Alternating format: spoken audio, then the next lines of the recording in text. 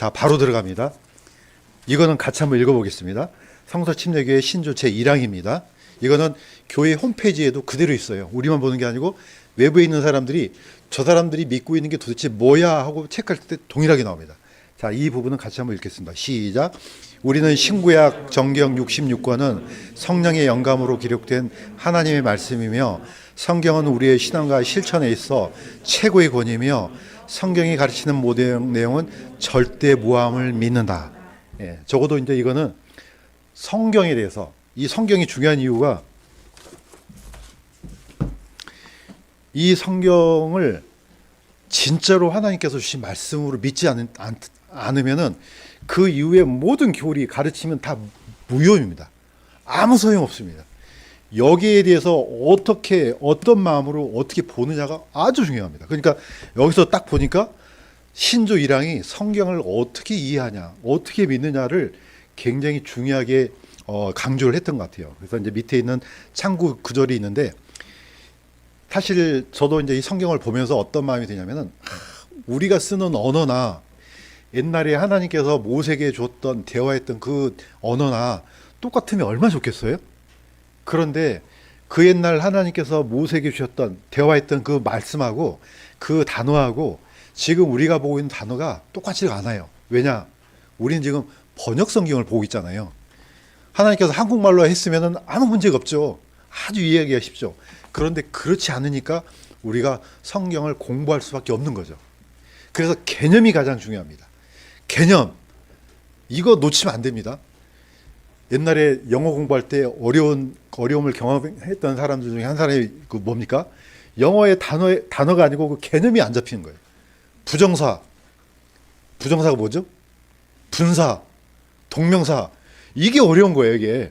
그러니까 에이 집어쳐버려요, 나중에. 그러니까 아예 공부를 포기했던 사람들이 많이 있지 않습니까?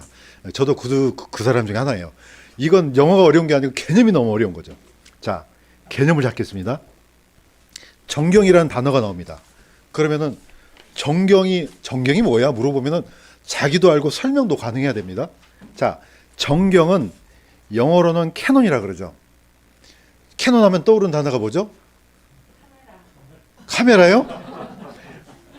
롯데 캐논. 예, 저는 롯데하고 아무 상관없습니다. 예를 들어서 롯데 캐논 그럼 뭐가 나옵니까? 복사기. 처음 들어본 단어입니까? 롯데 캐논 그러면 지금도 많이 팔려요. 예, 그 좋은 복사기예요. 자, 이 캐논이라는 단어가 사실은 헬라어 카논에서 나와요. 카논이라는 단어는 어디서 나오냐? 히브리어 칸에서 나와요. 칸에는 무슨 뜻이냐? 갈대란 뜻이에요. 이게 연결이 안 되죠. 갈대가 왜 중요하냐? 우리나라 갈대로 생각하면 절대로 안 돼요. 이 갈대는 나중에 어디까지 가냐? 계시록에 보면 금갈대가 나와요.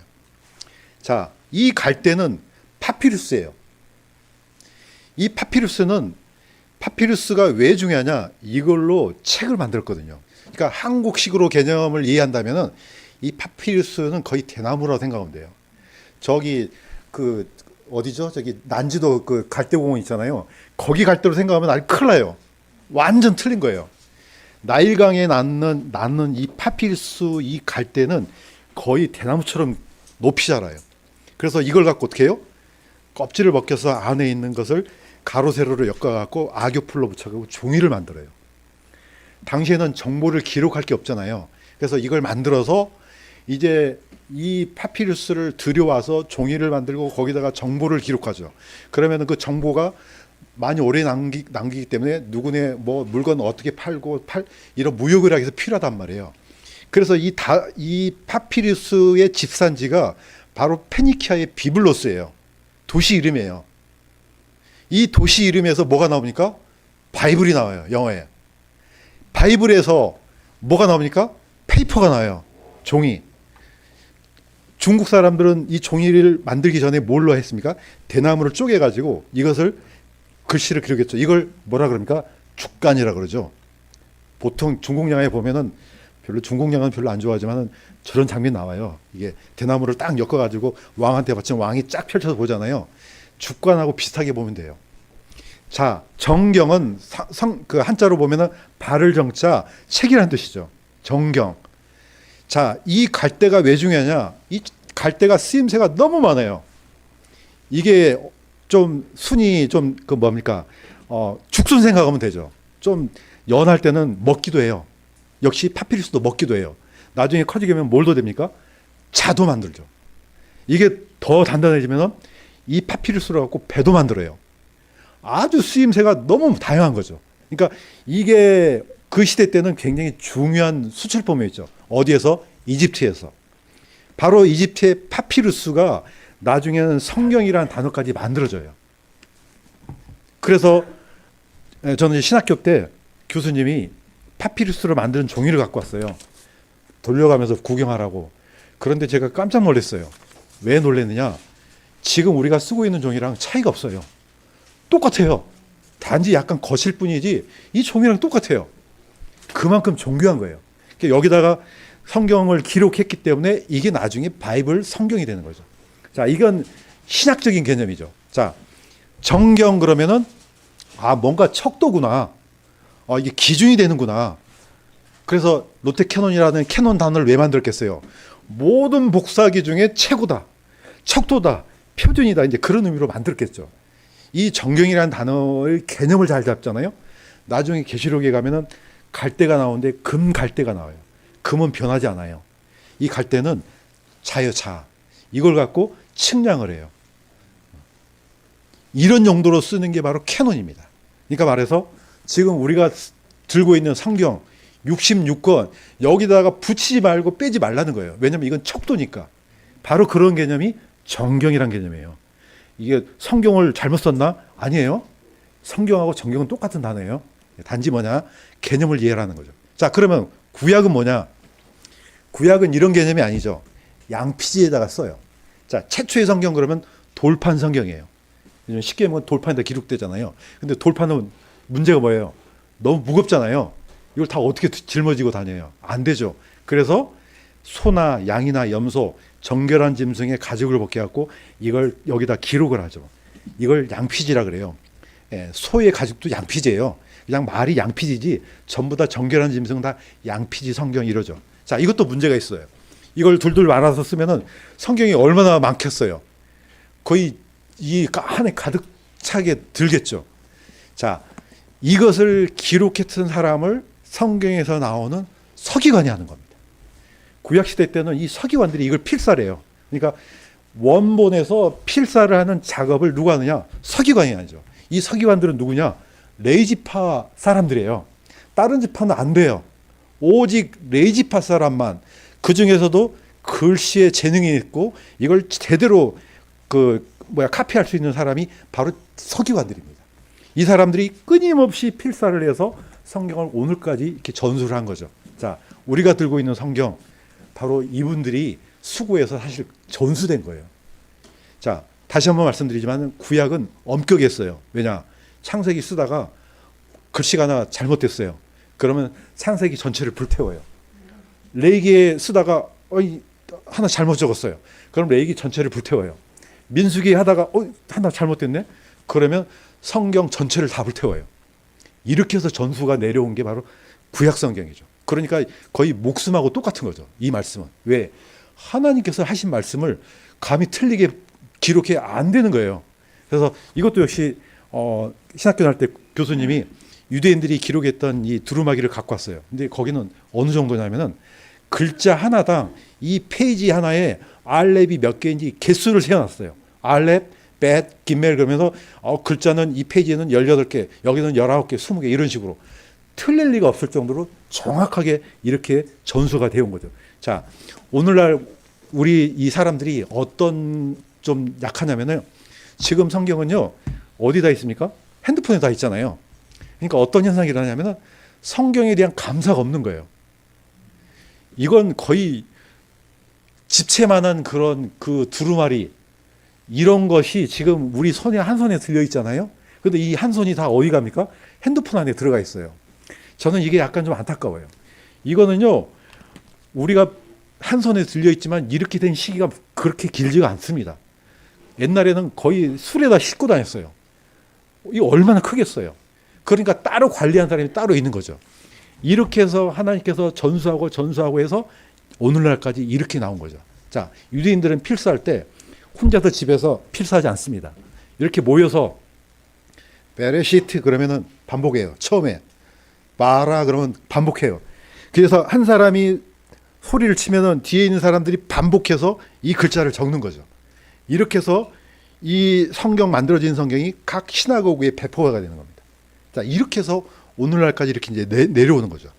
그래서 우리는 적어도 유대인들에 대한 감사는 잊지 말아야 됩니다. 왜냐? 물론 유대인들이 다 옳은 건 아니죠. 근데 하나님께서 분명히 뭐라고 했습니까? 이 말씀을 유대인들한테 맡겼다가 나와요. 로마서 3장 1절에 나오거든요. 예, 이 사람들은 거의 목숨처럼 이걸 우리한테 전수한 거죠. 그러니까 우리가 이렇게 그들의 수고를 통해서 이 성경을 쉽게 볼 수가 있는 겁니다. 적어도 이러한 감사는 있어야 된다 이겁니다. 자, 율법의 의미 오늘 큐티 시간에 배웠죠.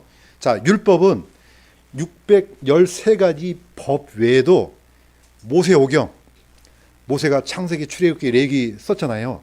이 모세오경을 율법이라고 해요.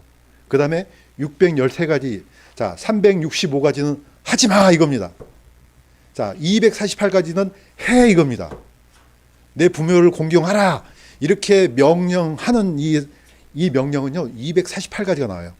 그 다음에 하지 마, 나 외에 다른 신을 섬기지 마 이렇게 하지 말라는 것은 365가지가 나와요. 합쳐갖고 613가지 법이 토라, 율법이라 그렇습니다. 이 율법은 토라에서 나옵니다. 토라는 가르침이란 뜻이에요. 봐, 이 토라에서 뭐가 나옵니까? 교리가 나옵니다. 오늘 우리가 썼던 여기에 있는 뭐라고 나옵니까? 신조 나오잖아요. 믿음의 조항. 이것도 전부 다 토라예요. 하나님께서는 성경 안에서 한 단어를 다른 여러 가지 형태로 쓸 수도 있고 다른 여러 가지 단어를 하나의 의미를 갖고 쓸 수도 있어요. 그러니까 개념이 중요하다는 겁니다. 자, 마태복음 5장 18절 다시 한번 읽어보겠습니다. 시작. 하늘과 땅이 없어지게는 율법에서 1.1획도 결코 없어지지 아니하고 마침내 다 성취되리라.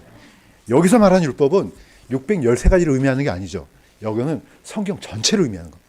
그러니까 율법 그러면은 읽을 때 성경 전체 단 하나도 없어지지 않는다. 지금 이 뜻이거든요. 누가 하신 말씀이에요? 예수님께서 하신 말씀이죠. 자, 두 번째 오늘 우리가 읽었던 것 중에 이 말씀이 있어요. 하나님의 말씀이 임한 자들은 그분께서 신들이라 하셨으며 또한 성경 기록들은 깨트리지 못할진대 이렇게 나왔죠. 자, 어떻게 보면은 순서가 중요하죠. 물론 성경 기록은 깨트리지 못했다는 게 포인트도 되지만은 앞에 있는 구절 중에 말씀이 임한 자들을 뭐라고요? 신들이라 그러잖아요. 순서가 왜 중요하냐? 하나님은 하나님의 말씀이 성령이 임한 사람들이 다 신들이에요. 이거는 엘로힘이에요. 그러면 그럼 내가 신인가? 맞아요. 신이에요. 신 맞습니다. 왜? 하나님의 자녀니까 신이죠. 자, 그런데 이걸 내가 하나님께서 주신 선물로 생각하지 않고 내 행위로 신이 되려고 그래요. 이건 다 이단들이에요. 이거는 이제 여기다 포인트를 맞추지 마세요. 이거는 그냥 넘어가면서 내가 하나님의 말씀을 받은 사람들은 굉장히 중요한 존재구나. 이거 지금 얘기하려 하는 거죠. 그러니까 사실 우리 모든 그리스도인들은요 엄청난 존재들이에요. 이거는 우리가 서로를 잘 몰라서 그래요. 옆에 보면은 어떻게 신처럼 생겼어요? 아니죠. 이건 뭐 신이 뭐야? 이건 아무 상관도 없어요. 자, 그만큼 우리가 중요한 존재라는 뜻으로 지금 얘기를 한 겁니다. 자, 영감 이거 너무너무 중요합니다. 오늘 그 옷가리 날을 안 갖고 왔네. 그거. 자, 이게 왜 중요하냐면요. 영감 지금 그 네이버나 사전에서 나온 영감하고 성경에서 말하는 영감이 전혀 다른 얘기예요. 근데 우리는 이해를 어떻게 해요? 우리가 지금 쓰고 있는 단어대로 이해를 하잖아요. 이거 방법이 없는 거죠. 자, 네이버 사전에 이렇게 되어 있습니다. 신령스러운 예감이나 느낌, 창조적인 일에 계기가 되는 기발한 착상이나 자극, 이걸 영감이라고 그러죠. 그래서 기발 어떻게 이런 걸 썼지? 이런 뜻으로 오해하면 큰일 납니다. 성경에서 말하는 영감은 영어로는 인스퍼레이션 똑같이 써요. 이 단어는 원어로 가면 딱 하나예요. 뜻은 뭡니까? 하나님께서 숨을 불어넣다 이런 뜻이 영감입니다. 전혀 틀려요. 이 영감하고 성경 사전적인 영감이 아니라는 거죠. 하나님께서 숨을 불어넣어야지 그 사람이 기록한 거예요. 성경은 사도 바울은 어떤 사람이죠? 하나님께서 숨을 불어넣으니까 사도 바울이 기록한 거예요. 이걸 영감이라 그럽니다. 그러니까 중요한 것은 하나님의 숨, 하나님의 호흡, 하나님의 영, 이게 중요한 겁니다. 그러니까 어떻습니까? 이 개념을 잡아가면은 원어 성경하고 번역본이 확 나눠져요. 원어 성경은 하나님께서 영감으로 부어넣은 이 글자를 계속해서 카피한 거고, 번역은 하나님께서 이 번역자들한테 숨을 불어넣은 게 아니죠. 최대한 근접하게 원어에 가깝게 번역을 했을 뿐이지 불어넣은 게 아니란 말이죠.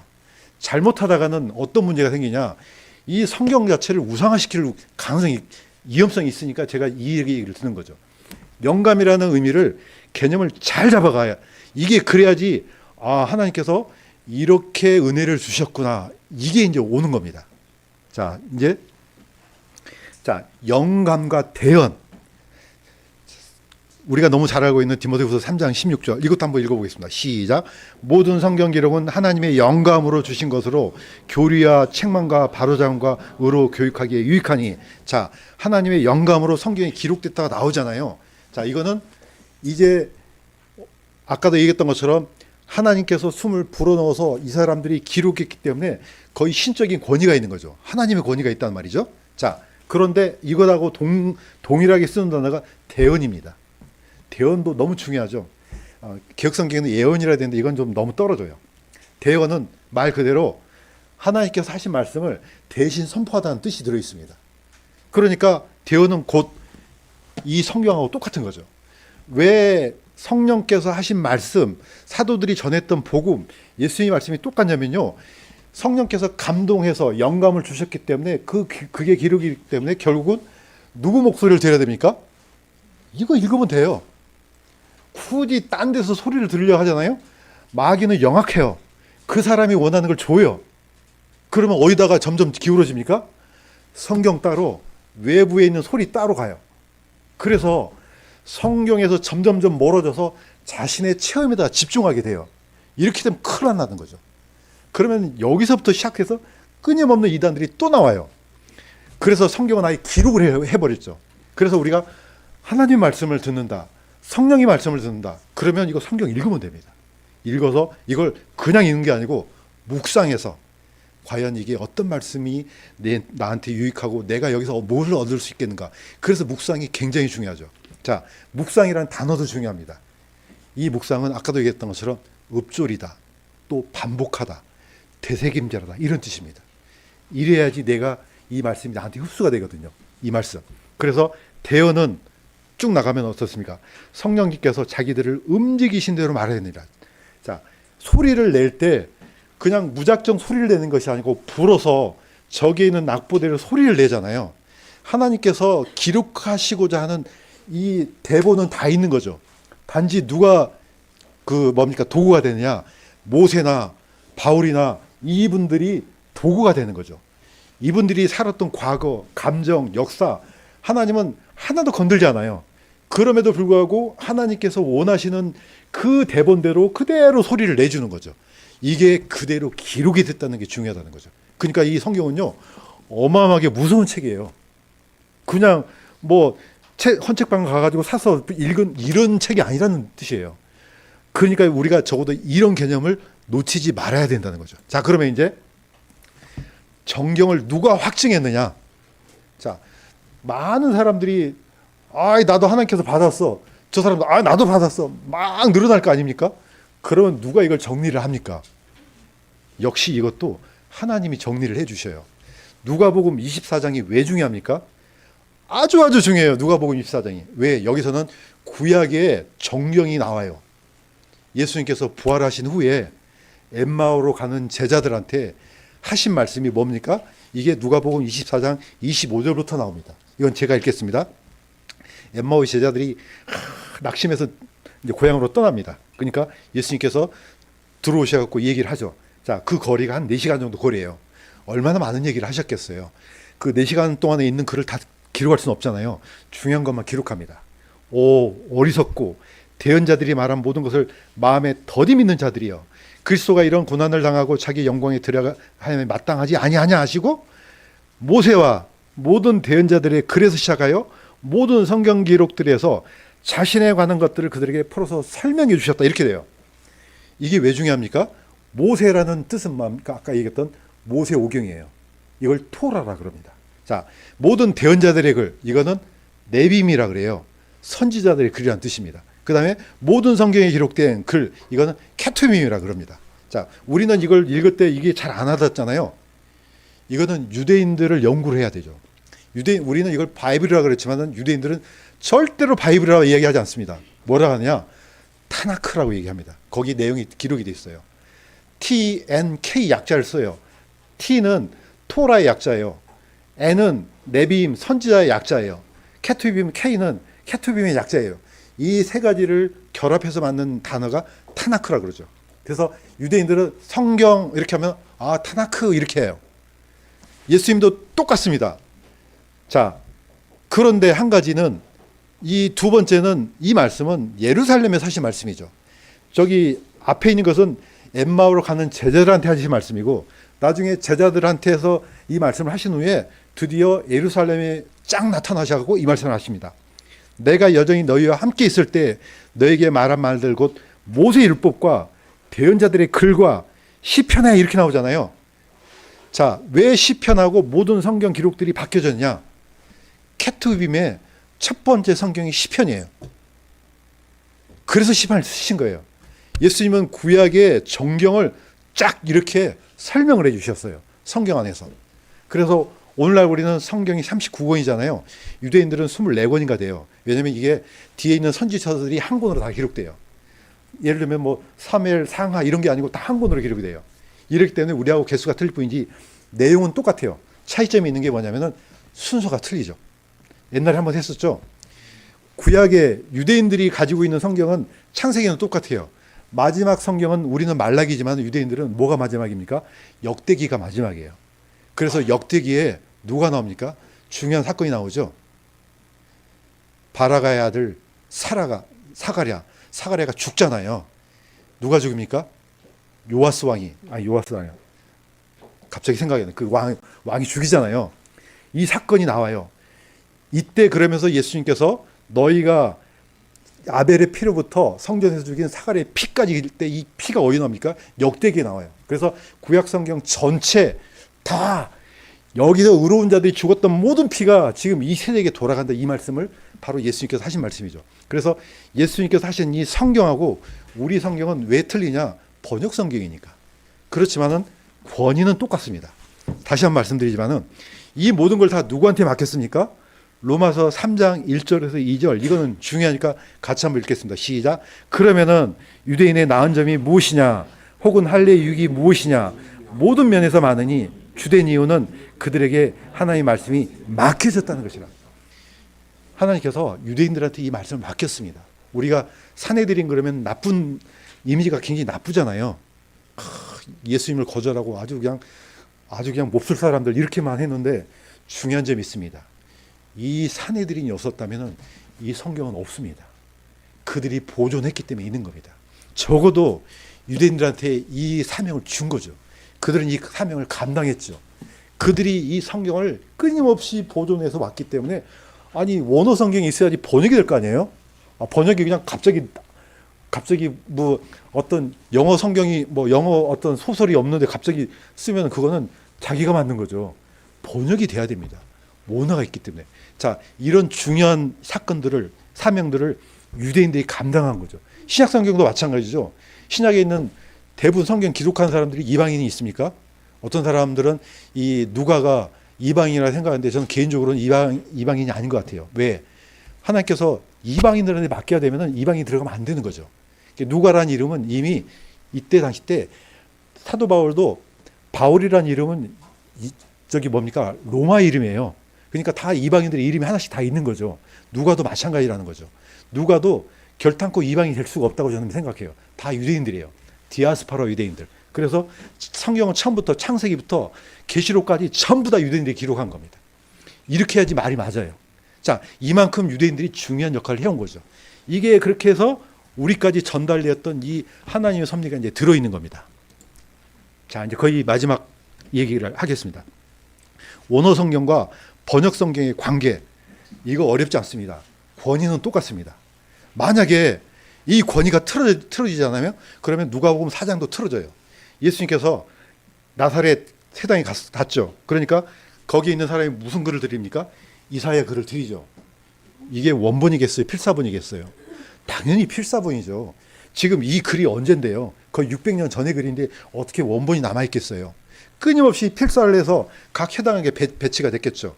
자, 유대인들 해당엔 우리가 이 설교하는 방식이 틀립니다. 유대인들은 매주마다 읽어야 될 구절이 있어요. 예수님께서 의도적으로 가신 거죠. 딱 가셨던데 거기에 이날 읽어야 될 구절이 있는 거죠. 딱 드리니까 예수님께서 이사야 글을 딱 읽고 뭐라고 하셨어요? 이 글이 너희 귀에 응하였다. 이렇게 나오죠. 필사본이에요. 권위는 똑같다는 겁니다. 그럼 번역본들은요.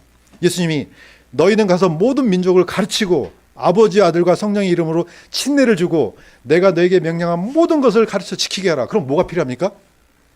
당연히 번역이 있죠. 이 사도들이 지금 물론 하나님의 은사를 통해서 그 능력을 통해서 여러 나라 말을 할 수 있지만은 다른 나라 그 후손들은 어떻게 들어요? 성경이 있어야 되겠죠. 번역은 당연히 필요한 거죠. 지금 현재 2000여 개가 넘는 이런 언어로 전 세계에 다 퍼져 있습니다. 그러니까 하나님께서 말씀을 주셨는데 자, 이 성경은 이거는 원어가 아니니까 성령이 B급이겠어요? 저 모세가 기록한 원어는 A급 성령, 이거는 B급 성령 아니라는 겁니다. 원어 성경이든 번역 성경이든 그 안에 역사하시는 성령은 동일한 겁니다. 이거는 이미 사도 바울이 얘기했잖아요. 내가 받은 성령이나 고넬료가 받은 성령이나 사마리아 사람들이 받은 성령이나 똑같다는 거죠. 자, 이 성령하고 그 다음에 이 성령께서 영감을 불어넣어서 쓰신 이 말씀하고 동일한 겁니다. 자, 왜 우리가 이 성경이 중요하냐? 이거 누가 깨닫게 해주십니까? 성령께서 깨닫게 해주시는 거죠. 왜냐? 성령께서 기록하게 하셨으니까. 그러니까 누구보다도 성령께서 이 말씀을 기록하게 하셨으니까 누구보다도 더 잘 아시겠죠. 자, 이렇게 해서 성경이 이걸 말씀하시는 계기는 뭐냐면 성경에 대해서 어떤 태도를 갖느냐, 이게 중요하다는 겁니다. 마무리하겠습니다. 성령과 성경, 내가 아버지로부터 너에게 보낼 위로자 곧 아버지로부터 오는 진리의 영께서 오실 때 그분께서 나에게 증언하실 것이요 너희도 처음부터 나와 함께 있음으로 증언하리라. 자, 진리의 영, 그 다음에 뭡니까? 증거의 영이죠. 자, 성령하고 성령도 예수님에 대해서 증거하죠. 사도들도 증거했죠. 왜냐하면 살았으니까 같이. 그러면 두 분들 하나님의 영과 사도들이 선포했던 게 틀리면 됩니까? 안 됩니까? 안 되죠. 동일하다는 거죠. 어차피 하나님께서 성령께서도 사도들의 영을 통해서 이 성경을 기록하게 했으니까 이 성경은 동일해야 되는 겁니다.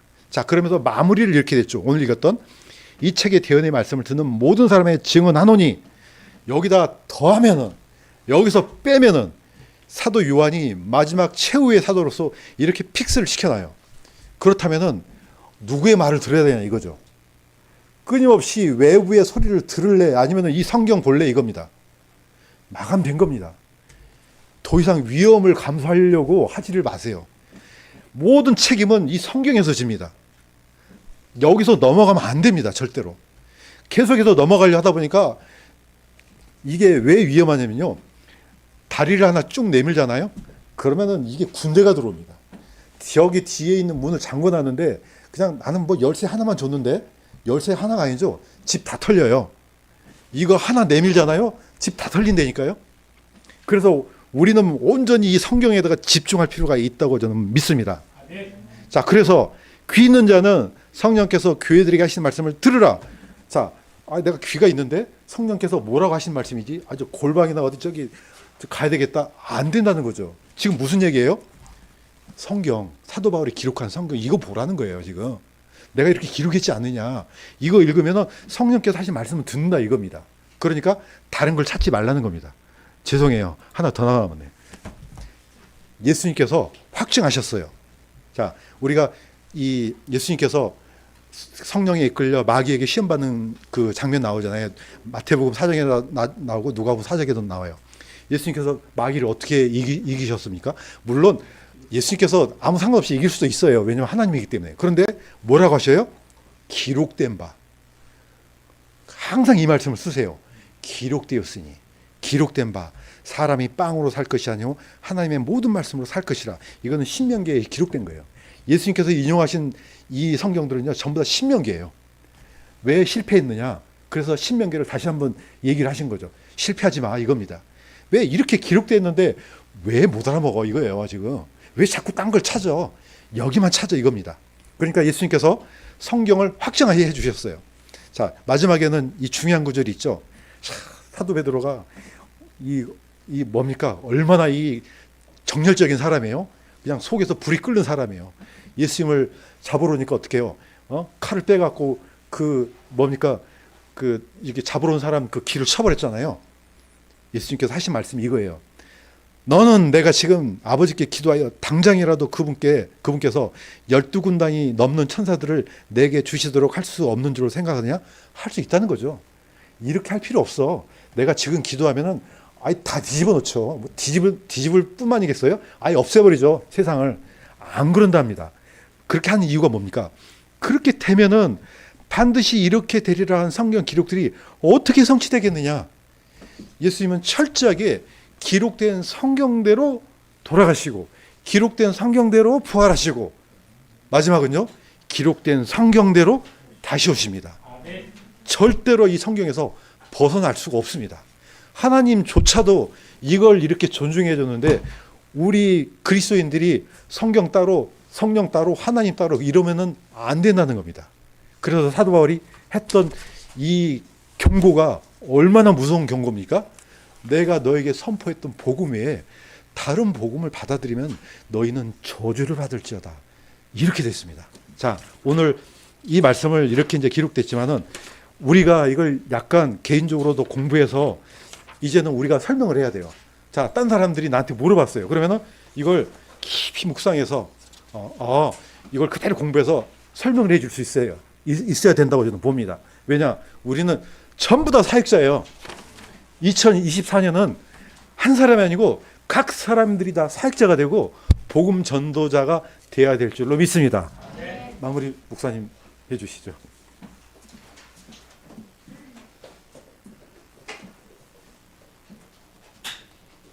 김석수 목사님이 마음이 급하신 것처럼 막 아주 열심히 하셨는데 우리가 맨 뒤에 보시면 묵상할 영역이 있거든요. 그 묵상할 영역을 여러분들께서 다시 한번 읽으시고 꼭 해보시기를 참 바라겠습니다.